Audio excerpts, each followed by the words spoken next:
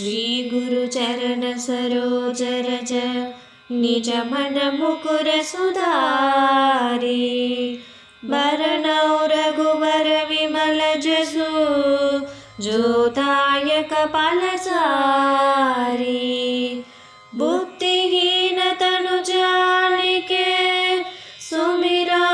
पवन कुमार बल बुद्धि विद्या देहु मोहि हरहु कलेश विकार।